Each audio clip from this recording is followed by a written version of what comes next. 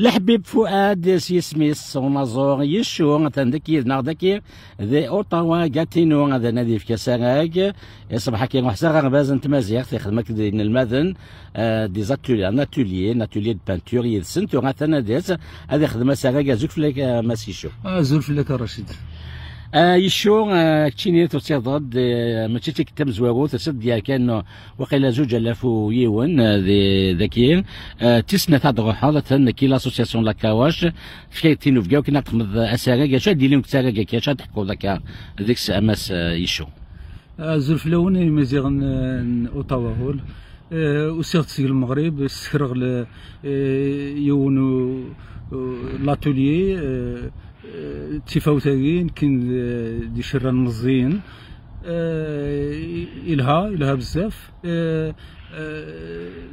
توراري غاد تسكرغين كونفيرونس خفلي لا كاليغرافي تيفينا ساولخ في لوريجين نتيران تمازيغت ساولخ زوري يبنان خف تمازيغت يبنان خفو سكيل نتفينا امازيغ هي زيد لا يون ياري قال الكواشي لان كاين زفير وسدس نتملي لي تكاك يشو هي زيد صباح كي ثلاثه ساك لي زاتوليين اللي كنت مازيغت صباح ذا شو شي دوالات الزول في اللوان صباح كي الراش ذا شو خدمت ذا سلمان يشو يسناس ان المدني مشطح ذي مشطح اي فرحنا طاس كيني وهمه فرحنا كني ستفينا بدان يترون يسمو نسن ستفينا يتقلبن مكذا دارو مكذا فغا ذا فغاكا دغا في السنات عدانا بخدمن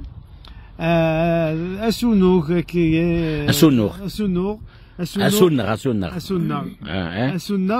خدمنا اسونوغ ستفينا دغا كني لي كولور يوني خدمت جياسكا كل يوم ما كيخدم غاي اللي يون بقشيش نتا ثنا مزونو اللي خديمه شما نكوني نغيا ثنا داينو تخدم انا غا زير ما نفثو سايس تيكتي غا يسوفد يوث لا كرياسيون اشكيت كي سوهمي غير ولي خدم انا فينالمون كا ميز دوسا واقيلا الانسبيراسيون يبنى تيخدم يويو كي ان الماذا نيرن خدمن اشكيت الحصول ثنا قديني اشكيت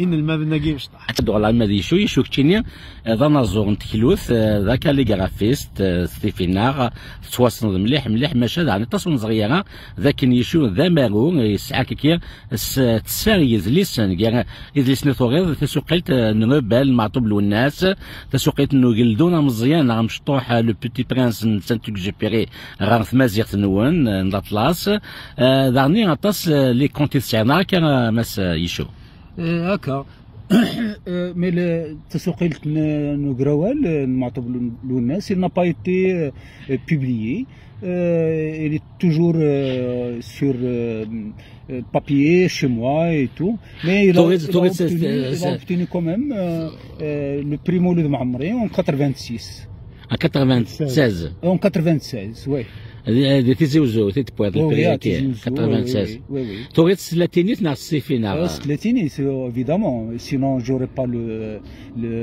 prix خاطر القبايل ترى سلاتيني كنتي اللي تخدم اللي كان دارنيير اللي كان سيتي رويال لا كولتور امازيغ ماشا تمسات كنتي فينا ثلاثينيت نوغ الغوصايف هذا يقول سان وليد ثوغا السراي يشو ذاكي ذي اوتاوا كاتينو ديلان اسن 5 ثوفر تنغون زول في اللون ساقي ثن يرزاد غورنا يشو اسميس الحبيب فؤاد انت ذا نازور ستفينار دونك سان ارتيست بانتر يخدم ستفينار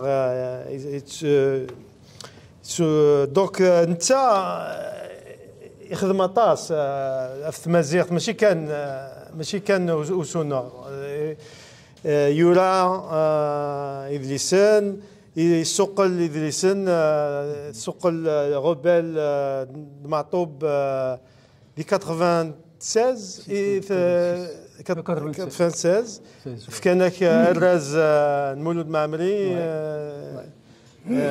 مثل دي سقلض الثمازيغ ذا غنسقلض لو بتي برانس الثمازيغ غافني ضيد وينا يلديك ثبورا النظام خاطر مدن البتي برانس هاكي سقلن ثيد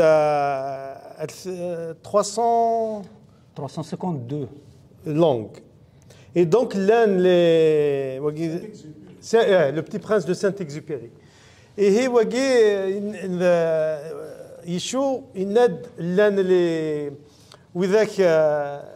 qui collectionne les versions, il met des sous forme de si Japon, si Sqaran, nous voyons naka.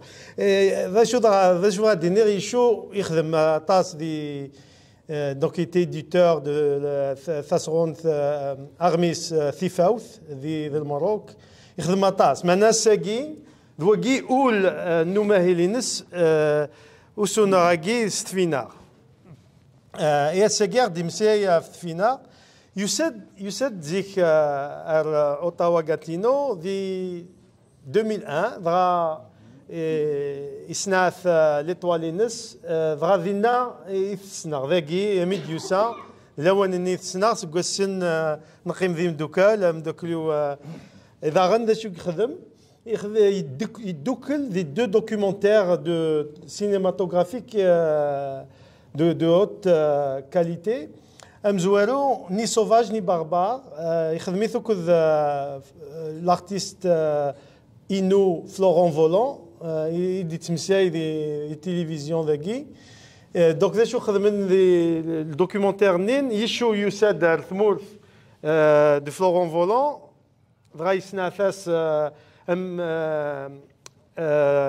كيخدم ذاكي لي زينو اذا سنسن دغا روح فلورون فولون يروح المروك يشو دغا يشو يسنعفاس ذا شو خدمني مازيغن ذي ثمورث الا ذا غن يتكا في الدوكيومونتير ويسين في لو بتي برانس ان سانت اكزوبيري سماناس لو ميراكل دو بتي برانس اي الدوكيومونتير هاكي اسالو ياكي ذا مكي تخدمن بوين وذا كيس سوقلن لو بتي برانس ثلاثين مينوريتير وروح بوينا راه ثلاثين ثيم قرانيين من الشينوا روحنا ريمازيغان ذي شو روحنا ثمس ليث يقرب تخسي ذي غواتيمالا يشو يريف سنيس اين يعني ثمازيغ ذي اطاس الشوال فغير مقبله ديفدو فغير خاطر سي كيني ذي ما الا لو سوجي de l'art سمكثايا كاتب ياسين يسياخم كاتب ياسين دا شو دينا في يسياخم إنايس يسياخم ماكي زمر هذه السلمذ السنة يودرغال دونك كيني إيمانيو ذا درغاي ذي لاغ ثان يشو نتا ثان يسلمذن كي دونك وكيف فغير هذا راه تجميلتي يسياخم وكذا كاتب ياسين أقدر نختن ميلتي ميدو سير دغنا. أنت نمرت يزيد.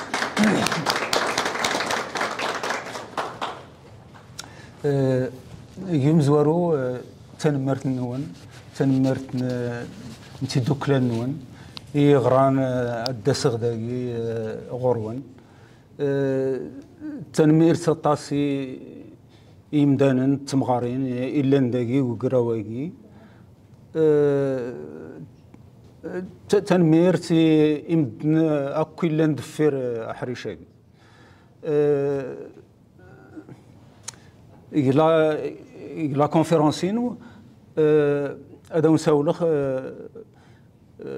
مره من راس ست مازيغ مره ست روميت داكور donc je vais essayer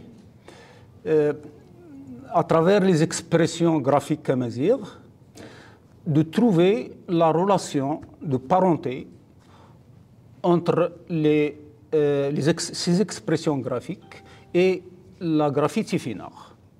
Ce n'est pas du tout facile, mais vous verrez que c'est possible d'approcher cette question d'une autre manière. D'accord? Donc, c'est intitulé Les expressions graphiques amazighs. Je commence par vous donner les objectifs de cette conférence. Je vais essayer de vous montrer les signes et les motifs des tatouages de la tradition amazigh dans la décoration murale et dans l'art rupestre. Ensuite, je vais essayer d'explorer les origines de cette écriture et comment il a évolué. Et par la suite, je vais vous montrer comment les artistes amazighs utilisent cette graphie pour des expressions modernes. C'est les trois axes, les trois objectifs que je vais essayer de vous montrer dans mon exposé. Alors, je commence par la genèse des Tifinagh, comment ils sont nés. C'est le sujet le plus complexe. Ensuite, je vais essayer de montrer cette évolution, l'évolution du Tifinagh depuis son apparition, et ensuite l'utilisation artistique des Tifinagh dans les signes traditionnels. Voilà, je commence par la genèse des Tifinagh. Vous imaginez bien cette complexité, mais je vais aborder la chose par une approche pédagogique différente. Je vais essayer de faire une comparaison entre l'évolution du graphisme chez les enfants, comment il évolue chez les enfants, et je vais comparer cette évolution avec l'évolution du graphisme en général chez l'homme depuis la préhistoire jusqu'à maintenant. Comment, je veux dire, comment il est né, l'écriture, comment il est né à travers l'échelle du temps, l'échelle historique. Donc je vais comparer les deux et on va voir est-ce que c'est comparable ou pas. Et voilà, et après on va énoncer des hypothèses sur l'apparition, sur la genèse, la naissance de ces Tifinagh. Donc je commence par l'évolution de la production graphique chez l'enfant.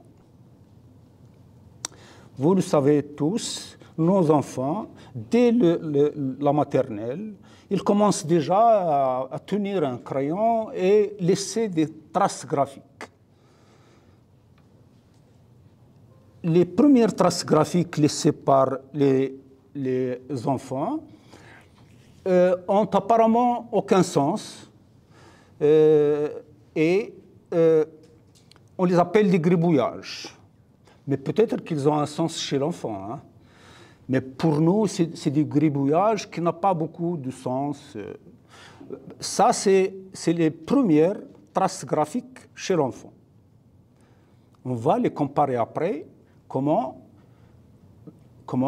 l'homme a laissé des traces graphiques sur les gravures rupestres. D'accord? Donc ici, c'est le cas du gribouillage de Youssef qui a 4 ans, il est à la maternelle.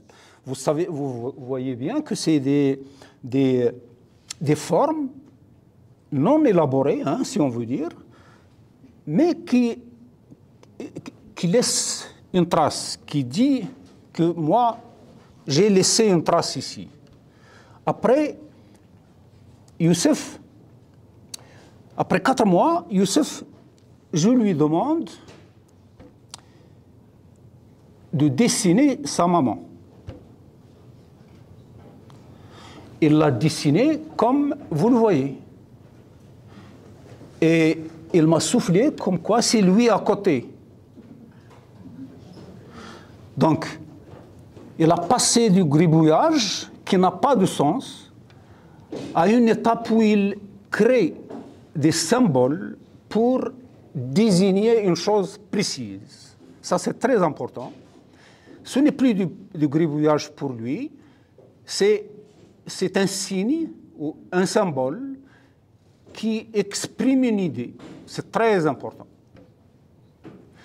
Malgré que c'est une forme arrondie, rien n'indique que c'est sa maman.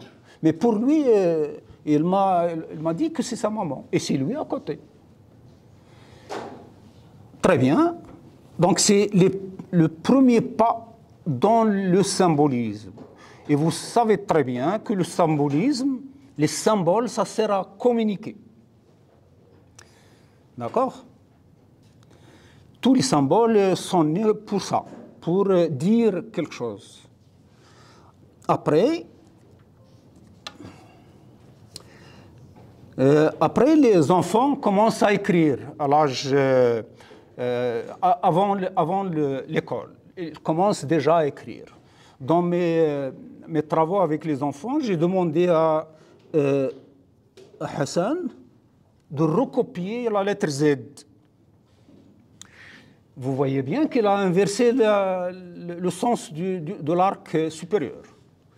Donc pour lui, la question d'être précis n'est pas encore acquise. Son système psychomotrice n'est pas encore capable d'écrire, de recopier, etc. Lui, il ne va explorer l'écriture que plus tard, qu'à l'école. Quand il sera à l'école, il va découvrir vraiment l'écriture. D'accord? Donc vous voyez bien que l'enfant, il a passé par ces 3 étapes. Il a produit des gribouillages, apparemment qui n'ont aucun sens. Après, il a produit des symboles qui ont pour lui un sens. Et puis, il a passé à l'écriture. Pas vraiment, mais il commence déjà à recopier des lettres. Donc, vous avez ces 3 étapes très importantes. J'ai eu l'occasion d'animer beaucoup d'ateliers pour les enfants, etc., anti-finards, etc. Ici, vous avez des exemples de création libre des enfants. Ici, vous voyez que Zahra, qui a 13 ans,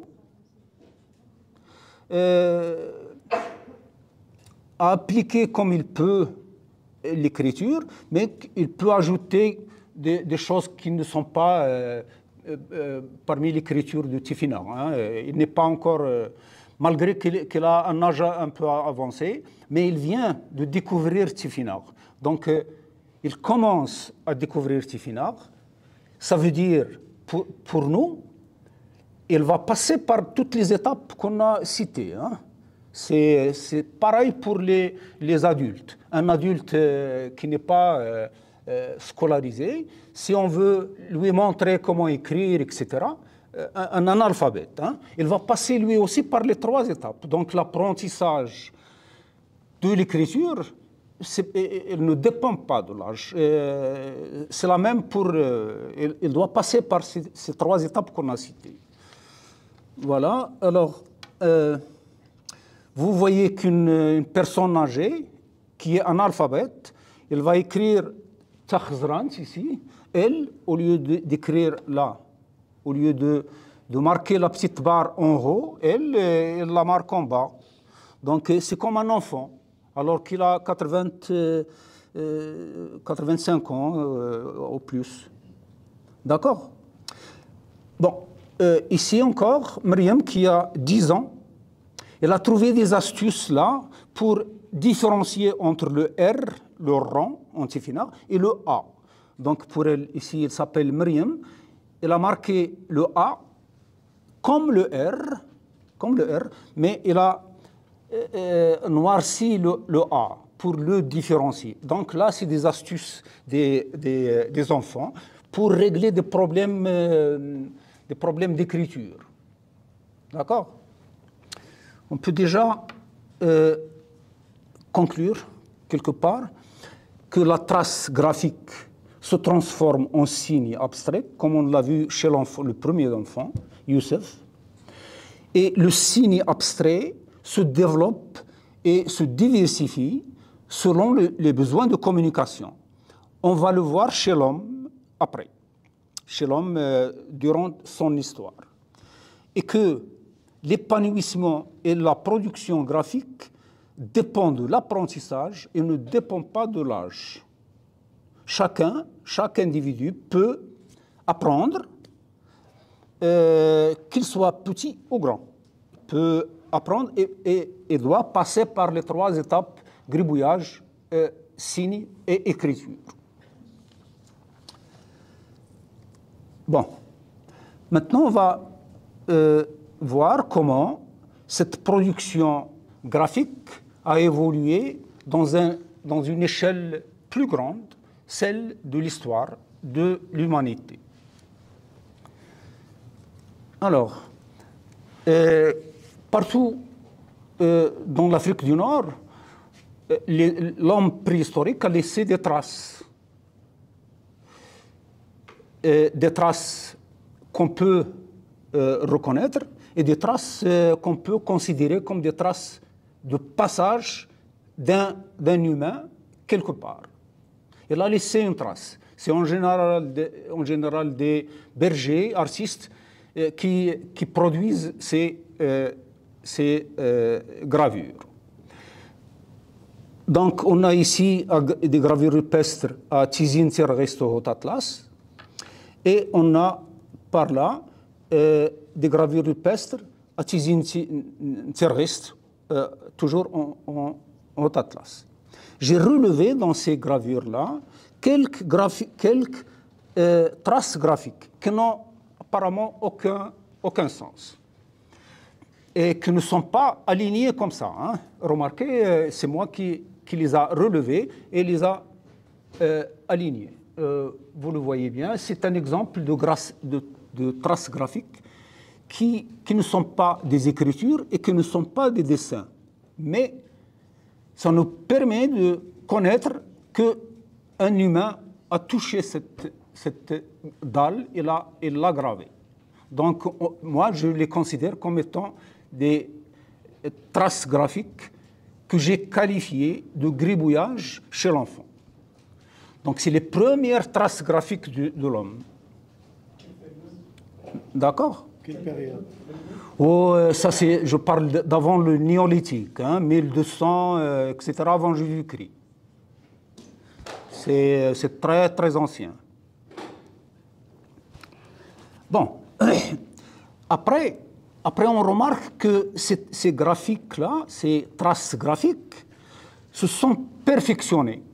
Vous voyez, ce ne sont plus des traces qui n'ont aucun sens, etc. Là, c'est développé. C'est un trait vertical traversé par 3 traits horizontaux, et à côté, il y a 2 points.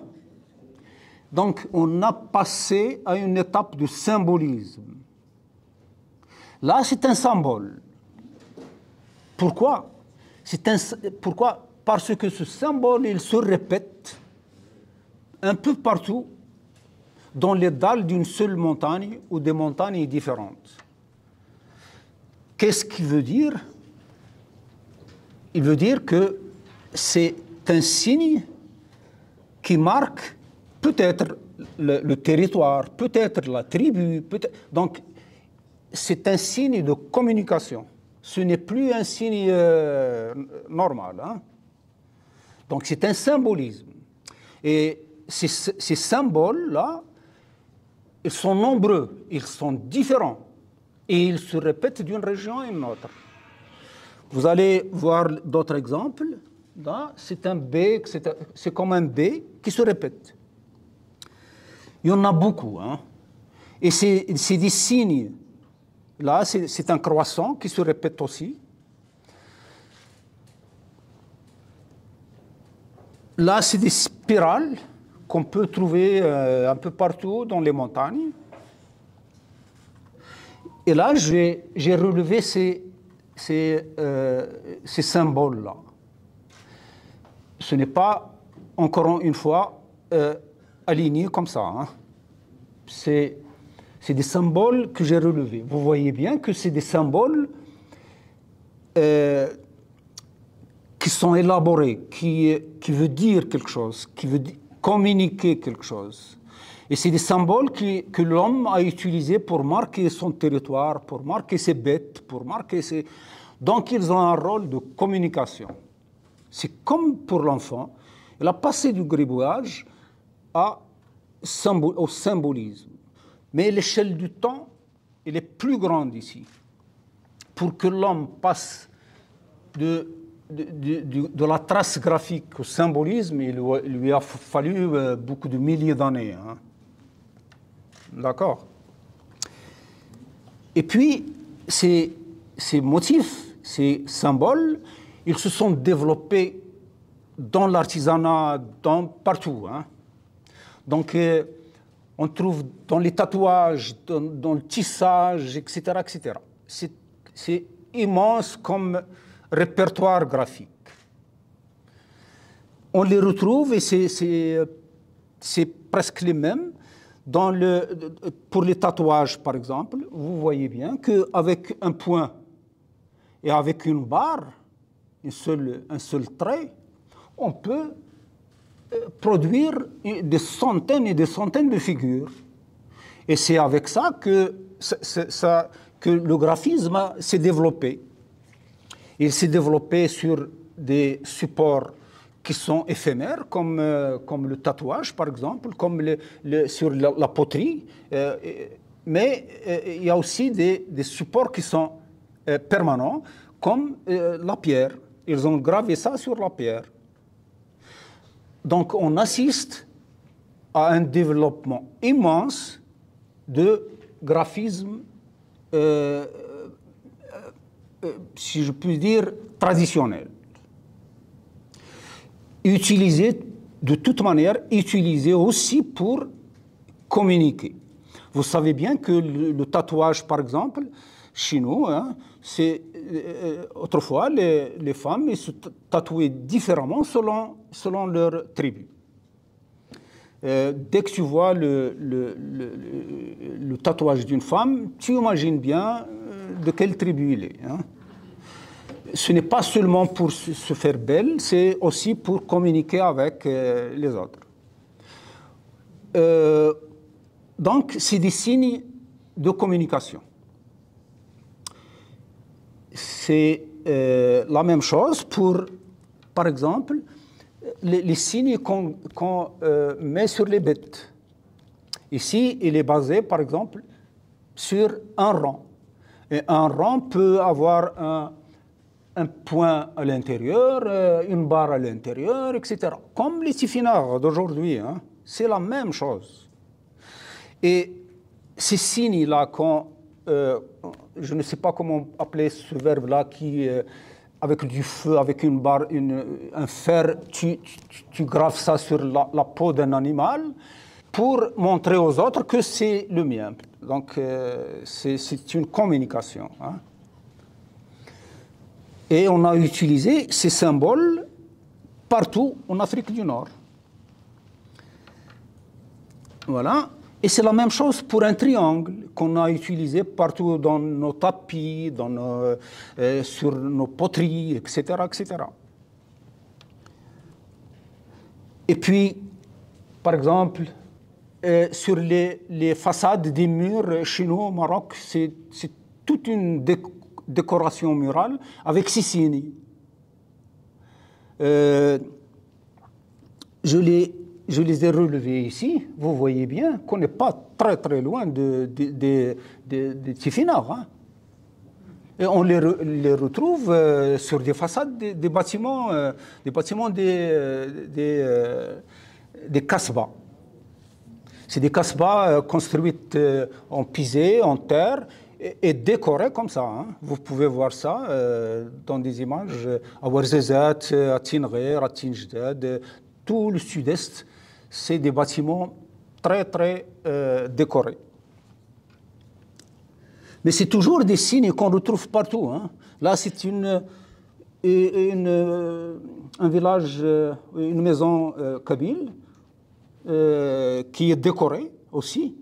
Et j'ai relevé ces motifs. Ces motifs, ils sont différents, mais pas très différents des motifs qu'on voit sur les façades des bâtiments marocains. Mais c'est des décorations murales.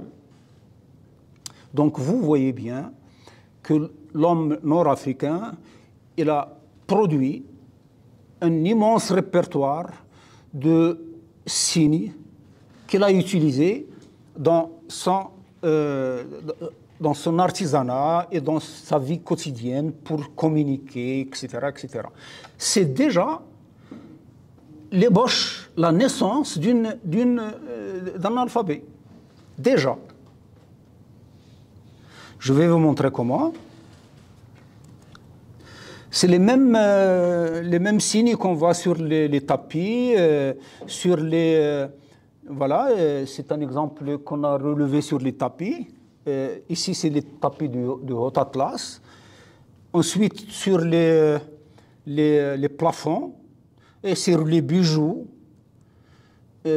C'est la même chose. Sur la poterie, la même chose. Et sur la broderie, c'est la même chose. Vous voyez que c'est des signes qu'on retrouve sur les tapis. C'est toujours la même chose. Ça, c'est des signes magiques brodés sur une robe d'une fille de Haut Atlas.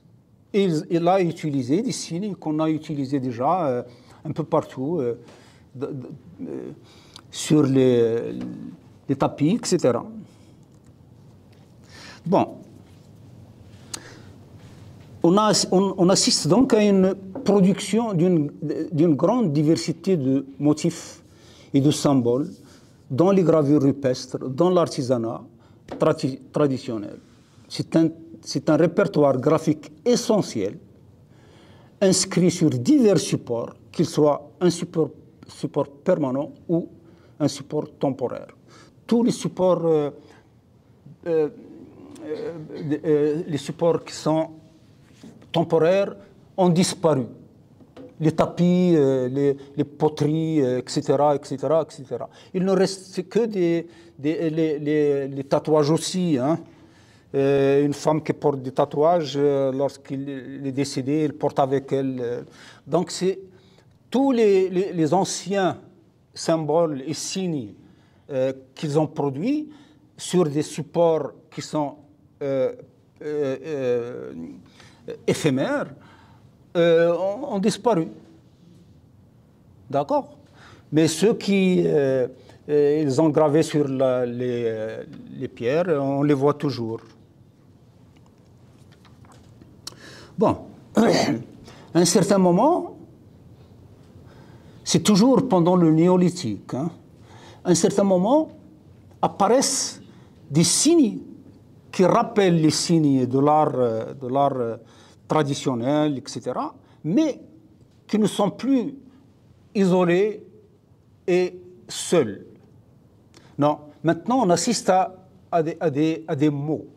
Ces signes-là, c'est les mêmes signes qui sont côte à côte pour exprimer soit un mot, soit une phrase. Là, par exemple, vous avez toutes des trois textes, etc., dans une dalle aux îles Canaries. Là aussi, c'est les mêmes signes, 3 points, un rond, un autre point, 3 petits traits, etc. Tout ça, on l'a vu, il existe déjà dans les signes produits par les humains. Mais ici, ce n'est plus un signe tout seul, c'est des signes collés côte à côte. Et on peut dire que c'est une écriture. Et c'est toujours pour communiquer. Donc, c'est l'aube de l'écriture. Voilà. Et ces écritures-là, on les trouve un peu partout dans le Sahara, l'Afrique du Nord et un peu partout, hein, aux îles Canaries, un peu partout. Ils sont quelquefois accompagnés de... Est-ce que le même signe qui se trouve partout veut dire la même chose, comme les îles Canaries au Maroc, est-ce que le même signe pourrait dire la même chose ou pas? Oui, on trouve pratiquement les mêmes signes dans les tifinagh et dans les motifs du graphisme traditionnel. C'est pratiquement les mêmes. Hein. Mais est-ce qu'on sait que c'est la même signification? Ah, non, on ne peut pas dire de quoi il s'agit. Hein. On ne peut pas lire tifinagh maintenant qui sont gravés sur les roches. On ne peut pas les lire. On ne peut lire que des tifinagh qui sont récentes. Les tifinagh qui sont produites au néolithique, on ne peut pas, nous, les lire pour la simple raison que la langue a changé. On ne peut pas... Tamazight qu'on parle, nous, n'est pas la même que Tamazight qu'on a parlé au néolithique, ou là qu'on commençait à parler au néolithique. Non, on ne peut pas les lire. On ne peut lire que les gravures qui sont récentes, que par exemple les Touaregs qui sont toujours là, ont produit. Là, on peut les lire, mais les très anciennes, non, on ne peut pas. Mais la forme du caractère, elle est le même. Chez les Touaregs, chez les Canariens, chez les Kabyles, etc. On trouve les mêmes caractères. Oui. Voilà un exemple, par exemple, d'une gravure rupestre en Haut Atlas. Donc, vous voyez bien que c'est une écriture. Et cette écriture est composée par des signes qu'on a vus déjà dans l'artisanat, dans la production artisanale, etc. Comme conclusion, à l'échelle de l'histoire humaine, la trace graphique, il s'est transformée en signes abstraits. On l'a vu. Hein? Et ces signes abstraits, ils se sont développés soit en écriture, soit en dessin. On va le voir après. Et on peut dire que l'évolution de la trace graphique chez l'enfant, elle a récapitulé, elle a résumé l'évolution de la trace graphique chez l'homme à l'échelle humaine. C'est similaire. Seulement, l'enfant, lui, il va apprendre à écrire pendant 2 ans, entre 2 et 3 ans, il peut apprendre, alors que l'homme, lui, il devait passer par beaucoup de temps pour inventer l'écriture. Mais il a passé par les mêmes étapes que de l'apprentissage de l'écriture chez l'enfant. D'abord, la trace graphique, ensuite le symbole et ensuite l'écriture. Donc l'homme nord-africain, il a produit beaucoup de symboles et il les a utilisés pour écrire. En tout cas, c'est ce que je pense. Hein.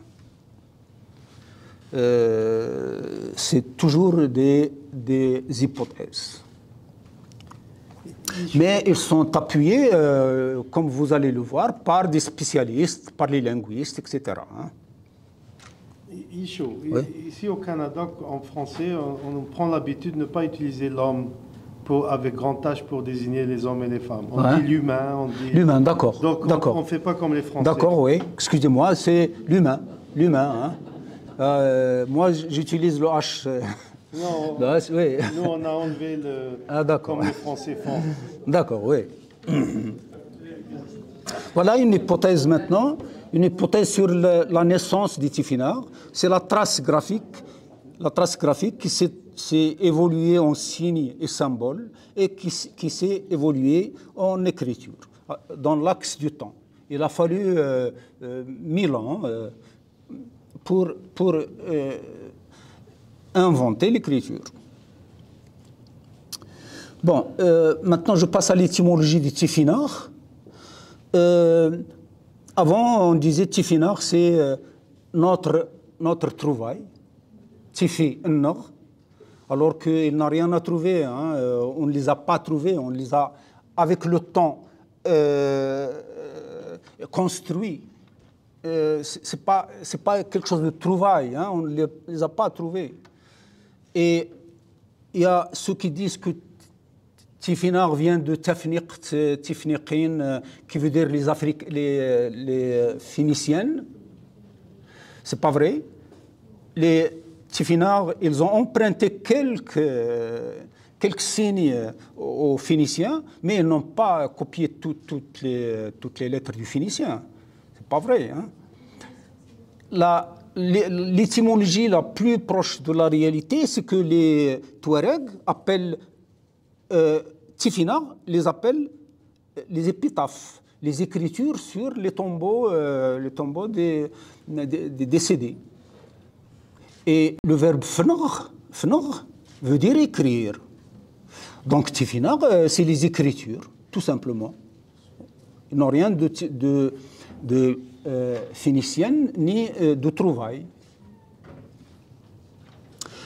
Pour cette genèse, Saint Gsell, en 56, il écrit « Ces écritures pourraient être le résultat de l'évolution d'un système pictographique où les images seraient devenues des signes phonétiques. » C'est ce que j'ai expliqué. Hein. Et Gabriel Kempf, en 68, il a écrit que le libyque est antépunique, donc avant les Phéniciens, et rien ne prouve que son alphabet a été importé. Donc, comme conclusion, Tifinagh a une origine autochtone, africaine, et qui a été bien sûr influencée par d'autres langues, par le punique peut-être, voilà, par le phénicien. Maintenant, je passe brièvement par l'évolution de Tifinagh. Hein. Je vais vous citer comment ces Tifinagh ont évolué dans le temps. Voilà. Vous voyez bien que les signes, les tatouages, les symboles religieux, etc., ont évolué en libyque ancien. Ça, c'est en 1100 avant Jésus-Christ. Et puis que les Tifinagh, ils ont évolué en néo-Tifinagh juste en 600 avant Jésus-Christ. Hein. Et les Tifinagh qu'on utilise maintenant, c'est des Tifinagh qui sont aménagés en 1964 par Agraoui Maziran. Donc Agraoui Maziran, il a repris tous les signes qu'il a trouvés, il a ajouté d'autres, il a proposé les Tifinagh, les néo-Tifinagh qu'on utilise maintenant. Voilà, je vais vous montrer ça. Là, on l'a vu déjà, c'est une inscription découverte en septembre 2006 aux îles Canaries. C'est développé. Hein. Là, c'est une gravure que Malik Hachid a dit que c'est la plus ancienne. C'est elle qui le dit. Elle a un âge de 1200 ans avant Jésus-Christ. Vous voyez bien que c'est un bonhomme avec des Tifinagh à l'intérieur, ici. On l'appelle l'homme d'Azibnikis, il existe en Haut Atlas. Mais ce qui est prouvé, c'est qu'il a l'âge de 600 avant Jésus-Christ. Mais elle avance 1200. Ensuite, ces Tifinagh, quel que soit l'âge, on sait très bien qu'il est contemporain à l'existence des éléphants en Haut Atlas. Le Haut Atlas de Marrakech, qui s'appelle au Keimden, on trouve des gravures rupestres des éléphants. À côté, c'est gravé en Tifinagh, comme vous le voyez. Donc, ces Tifinagh-là, ou si vous voulez, le libyque, ou comme vous voulez, il était contemporains à l'existence des éléphants là-bas. Donc c'est très ancien quand même. Hein.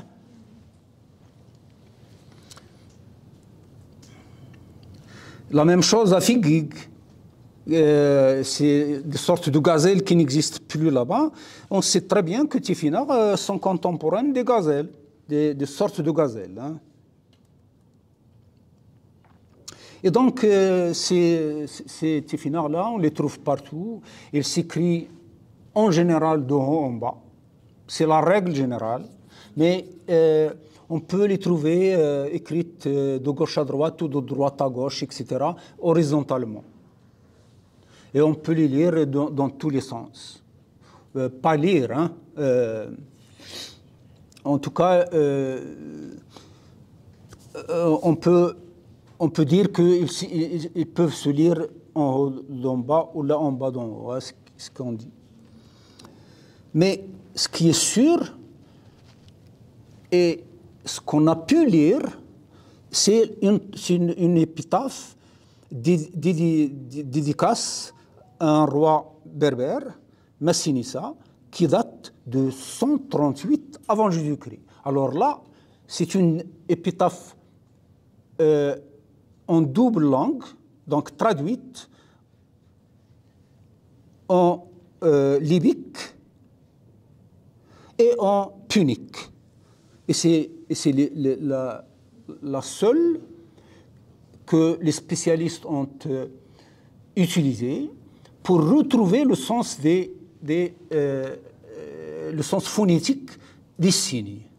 Puisqu'ils connaissent le punique, ils ont retrouvé le sens phonétique des lettres qui sont marquées en libyque, en Tifinagh. Et ils se sont basés sur cette épitaphe pour retrouver ces Tifinagh, le sens phonétique des Tifinagh. Par exemple, Massinissa, on peut, puisque c'est marqué Massinissa en punique et Massinissa en libyque, en Tifinagh, on peut déjà connaître le M, le A, le S, etc. de Massinissa, hein, déjà. Et puis, les spécialistes qui connaissent la langue, ils peuvent lire aussi en punique.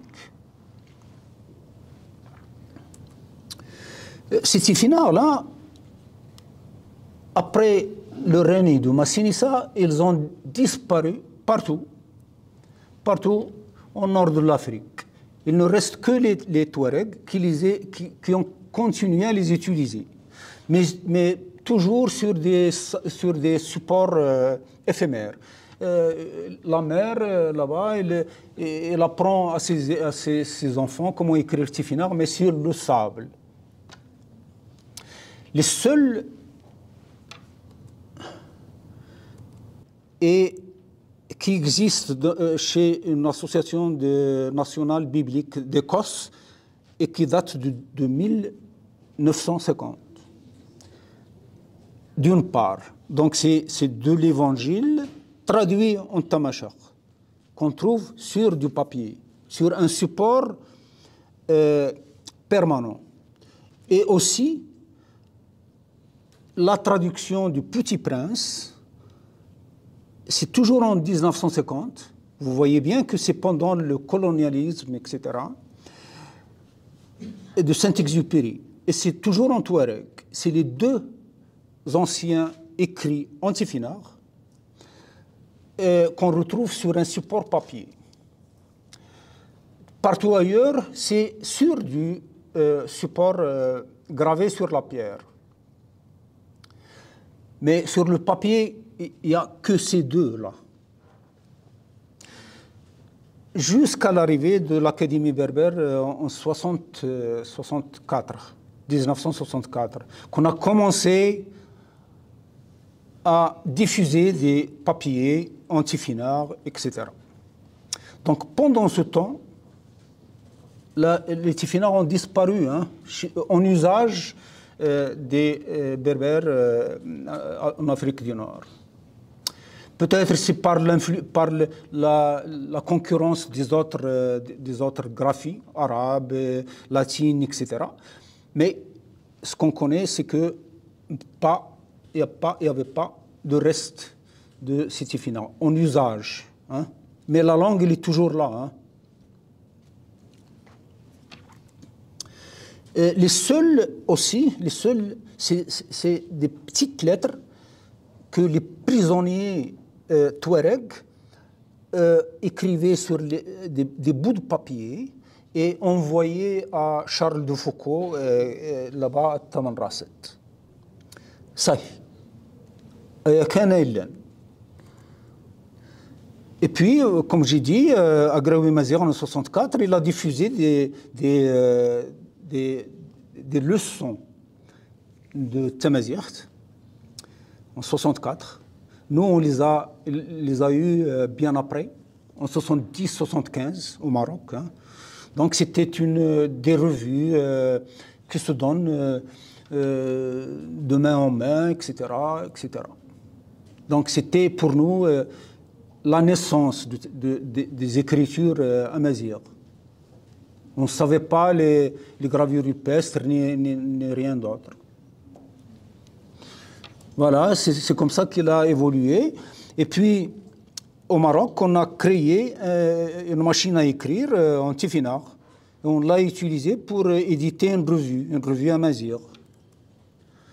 Les Touaregs aussi, ils ont créé cette machine. C'est le calligraphe Hawad qui l'a créé. Et puis, par la suite, cette machine à écrire, elle a disparu par l'introduction des ordinateurs et la police de caractère, etc. Donc, les fontes tifinagh, des micro-ordinateurs se démocratisent et on voit de plus en plus chez les gens cette police installée dans leurs ordinateurs. La première était en 1989. C'est une police qu'on appelait Awal Amazigh. C'est le premier logiciel de traitement de texte. Il est conçu par Arz Qinais Abdullah à l'université d'Ontario ici. Il a été diffusé, on a travaillé avec. Et c'est le seul, jusqu'à maintenant, qui a proposé une interface en amazigh. Ça veut dire le menu en amazigh. Ekchem, Affor, Harrez, etc., etc. Et tu peux écrire en latin, et tu peux aussi écrire en tifinagh. C'est le seul jusqu'à maintenant. Maintenant, on écrit en tifinagh, oui, c'est vrai, mais dans des interfaces Word, etc. Hein. Tu as le menu en français ou en arabe et tu peux écrire là en tifinagh. Lui, en tout cas, il a proposé, je ne sais pas pourquoi il n'a pas évolué, il n'a pas donné une version plus récente, etc. Je ne sais pas. Mais c'était le meilleur. Et ensuite, Agraoui Mazir, ils ont créé Afous de Goufous en 92. C'est elle maintenant qu'on utilise au Maroc.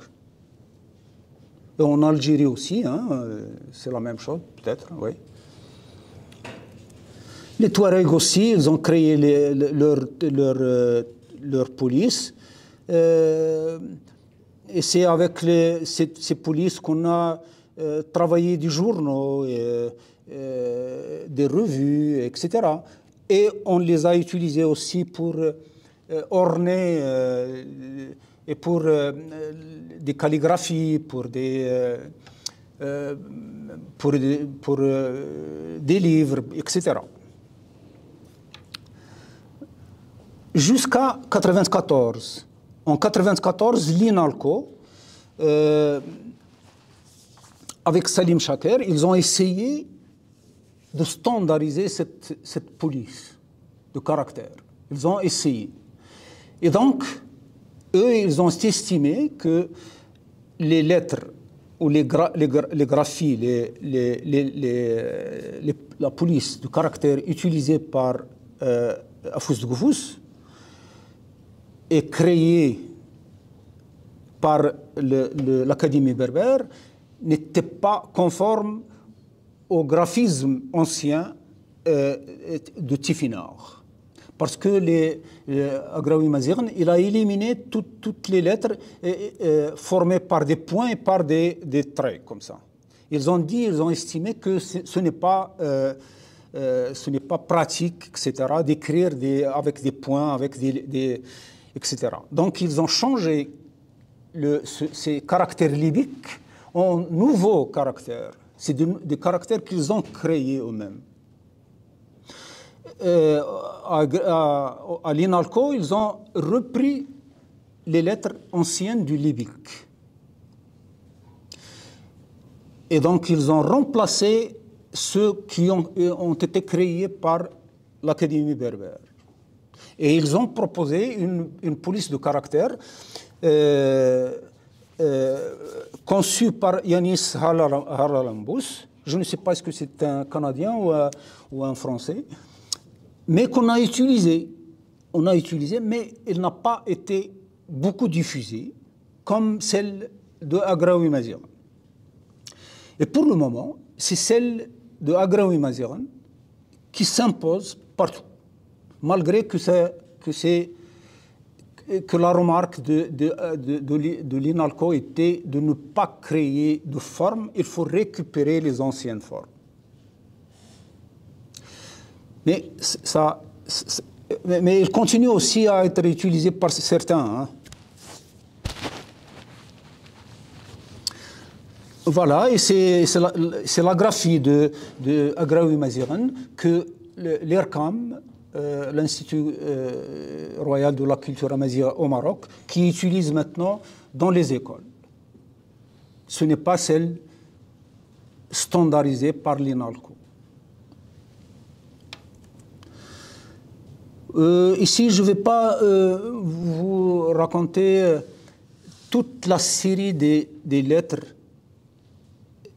libyques qu'on a changées.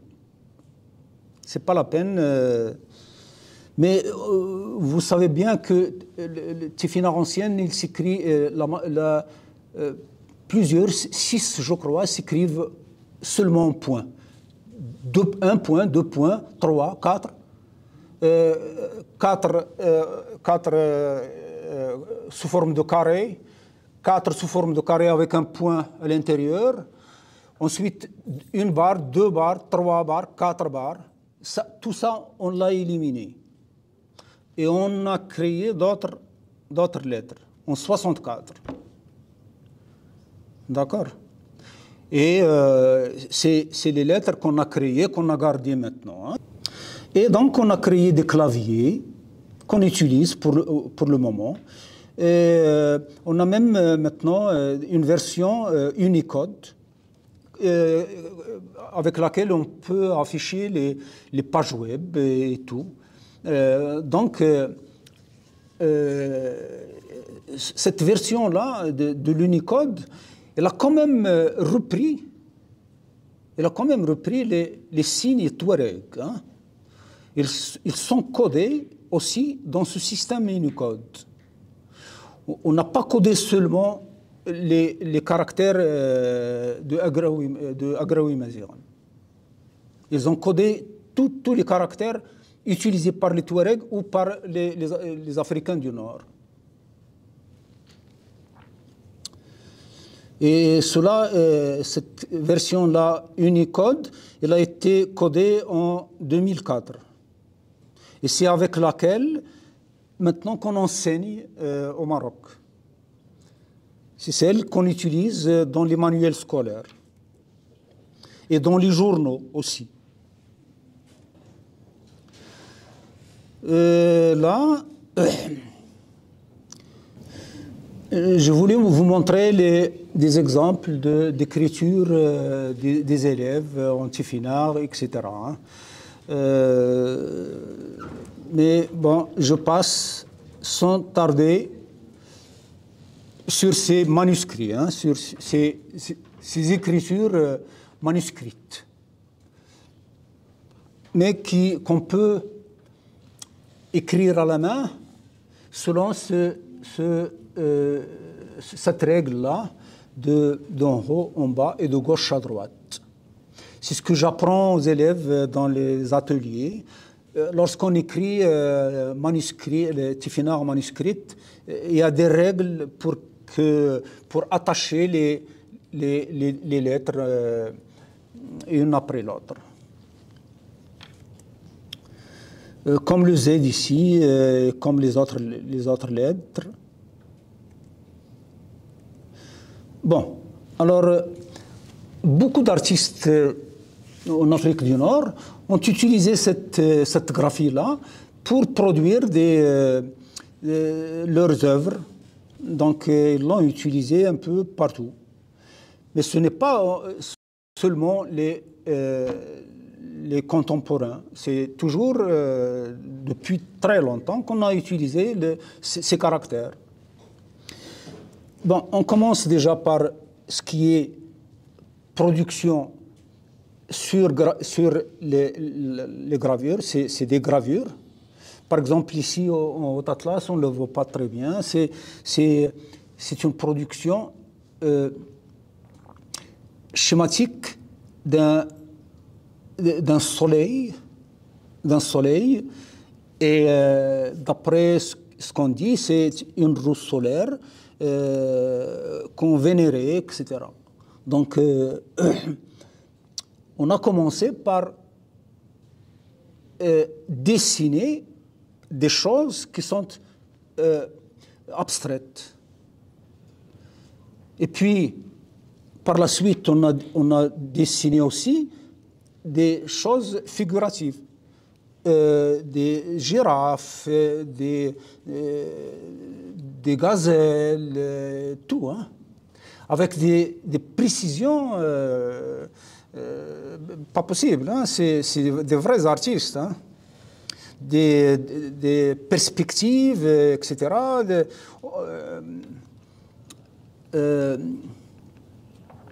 C'est vraiment des reproductions vraies des animaux.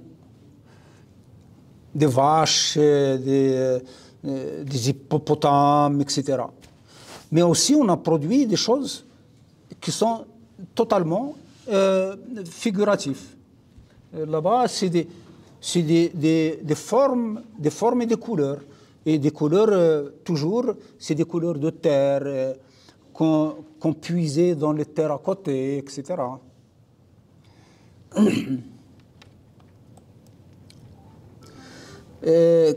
Quelques dessins sont accompagnés d'écriture Tifinagh. Et puis, il y a des endroits où on trouve des créatures magiques que les spécialistes appellent des dieux, etc., ou des démons, ou je ne sais pas. C'est toujours des figures énigmatiques et accompagnées d'écriture Tifinagh. Et en général, c'est des scènes de vie ou des scènes de combat ou des scènes ou d'autres scènes. Et pour le moment, il y a des créateurs qui utilisent cette graphie-là à côté des graffitis qu'on trouve maintenant un peu partout, dans les montagnes de l'Atlas, etc. On peut les trouver partout. C'est des écritures sur les panneaux, sur les roches. C'est toujours, moi, je considère ça toujours comme étant des signes qui marquent le territoire et qui expriment une fierté d'avoir un alphabet propre et tout. Toujours c'est des communications. Hein. C'est jamais des revendications ni rien. C'est toujours des signes pour communiquer, pour dire que nous sommes ici, etc. On peut trouver ça partout, hein, Ici, c'est sur un panneau, sur un tonneau, on peut lire Tamazigh, Tawal Nord. Et on peut utiliser toutes les matières. Ici, on a utilisé le goudron sur un mur. Et c'est un Z que vous voyez. Un peu partout. Hein. Et puis, on utilise maintenant les tifinards pour, par exemple, les médecins. Et il écrit Atabib, docteur, تسغنت السدس الجمعيات تمسمونت أمراض etc. Donc c'est toujours pour communiquer, hein. C'est toujours pour dire, pour marquer la présence de ces tifinards.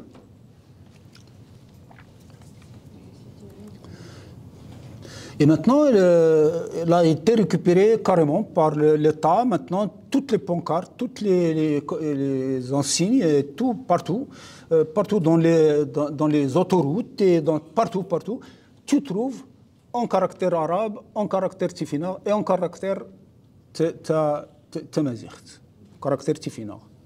Arabe, latin et tifina. Un peu partout maintenant. Hein. Et hier j'ai vu aussi le consulat, l'ambassade marocaine ici, et l'a affiché en tifinagh aussi. Hein. Donc cette graphie, elle s'est démocratisée finalement, elle est là. Hein. Qu'est-ce qu'on peut faire avec? Là, je ne sais pas. Est-ce qu'on peut évoluer avec cette graphie ou pas? En tout cas, il s'est installé dans l'école partout. Parallèlement, on utilise aussi le caractère latin. Hein. Mais celle qui est reconnue dans nos écoles, c'est le tifinagh. Est-ce que c'est dans vos papiers comme le passeport, la carte d'identité, tout ça? Hein, les passeports? Est-ce que vos noms, vos informations personnelles sur le passeport? Pas encore, madame. Non? Pas encore. Ah ben, On les a quand même sur les billets de banque. Hein. Pardon? On les a sur les billets de banque, mais pas encore sur les passeports, hein. Ni sur les papiers d'identité, pas encore. Mais ça va venir, hein. Ça va venir. Et donc j'ai eu l'occasion d'animer des ateliers pour les enfants, pour la création en tifinagh, etc. J'ai animé déjà ce matin ici pour les enfants, c'était très très très bien. Par exemple, pour écrire la lettre Z en tifinagh, je commence par descendre. Donc, je descends comme ça. Tu sais, le geste, il est comme ça. Hein. Donc, j'écris ça, je retourne, et si je ne le marque pas, je descends, d'accord? Ensuite, je reviens ici, je ne le marque pas, et je termine par ça. J'ai fait la lettre en un seul geste, un seul, et je n'ai pas levé la main. Je fais comme ça. Je n'ai pas levé la main. Et ici, je termine ici, pour enchaîner avec une autre lettre. D'accord? Par exemple, la lettre R, je vais écrire comme ça, je descends et je termine comme ça. Je ne fais jamais comme ça. Et pour le Z, je ne commence pas ici, comme ça. Non, je commence ici, je descends et je termine par un seul geste. Je fais ça pour toutes les lettres. Par exemple, la lettre Taf ou Taf, c'est un peu compliqué, mais vous allez comprendre. Celle-là, celle-là. D'accord? À votre avis, comment je peux écrire ça sans lever la main? Oui, tu peux le faire. Ça, c'est la lettre Da, en tifinagh. Elle ressemble à E.